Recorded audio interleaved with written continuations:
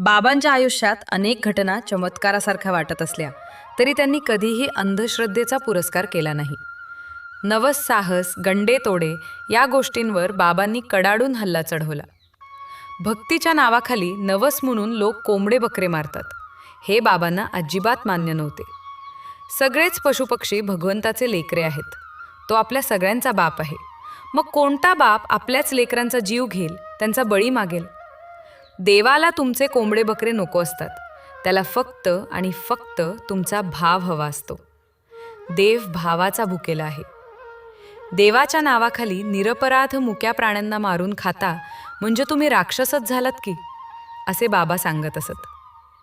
मांस हे माणसाचे अन्न नाही, म्हणून माणूस म्हणून राहायचे असेल तर प्राणी हत्या करू नका, हे बाबा तळमळीने सांगत. मद्यपान करणाऱ्यांचाही बाबांना प्रचंड संताप यायचा. परमेश्वराने इतका सुंदर मानव जन्म दिला, बुद्धी दिली, मग त्या गोष्टी जगाच्या कल्याणासाठी वापरायला हव्यात. दारूमुळे अनेक संसार उद्ध्वस्त होतात, लेकराबाळांचे हाल होतात, कर्जबाजारीपणा वाढतो, माणूस आयुष्यातून उठतो. बाबांनी कीर्तनातून याबाबत जनजागृती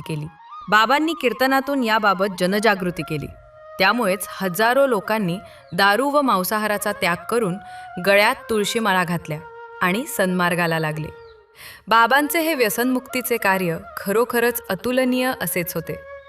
कारण त्या काळी गावात गल्लीबोळात दारूचा व्यवसाय राजरोजपणे चाले.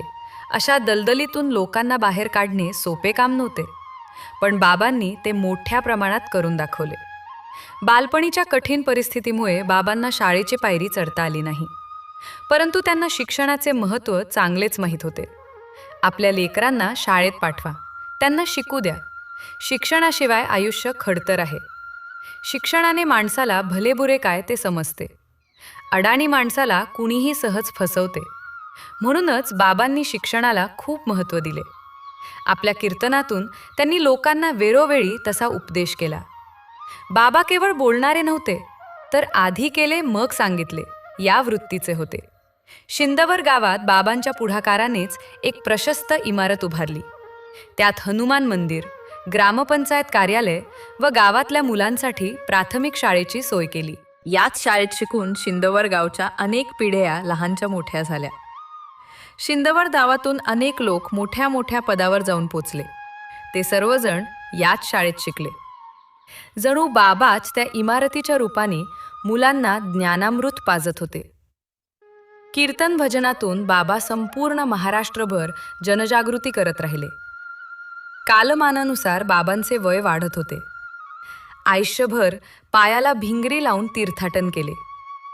बाबांना अनेक तीर्थक्षेत्रातील मंडळींनी तेथे स्थायिक होण्याची विनंती केली. कुणी त्यांना आश्रम बांधून द्यायला तयार होते, कुणी आहे त्या मठाचा मठाधिपती करायला तयार होते. पण बाबांनी सर्वांनाच नम्रपणे नाकारले. आपल्यानंतर कुठल्याही संपत्तीचे वादविवाद नकोत. मुळात वैरागी माणसाला संपत्ती हवीच कशाला? आणि वैरागी अशी संपत्ती जमा करून बसत असेल तर सामान्य माणसात व वैराग्यात फरक तो काय? आजच्या बाजारभावानुसार करोडो रुपये किंमत होईल अशी जमीन, आणि तीही श्री क्षेत्र पंढरपुरात मोफत मिळत असतानाही बाबांना त्या गोष्टीचा मोह झाला नाही. काही मठांचे विवाद न्यायालयात सुरू असतात हे पाहिले की बाबांच्या दूरदृष्टीची कल्पना येते. असे महान कर्मयोगी होते बाबा. पुन्हा भेटूया एका नवीन धागात. तोपर्यंत जय जीवनेश्वर. रामकृष्ण हरी.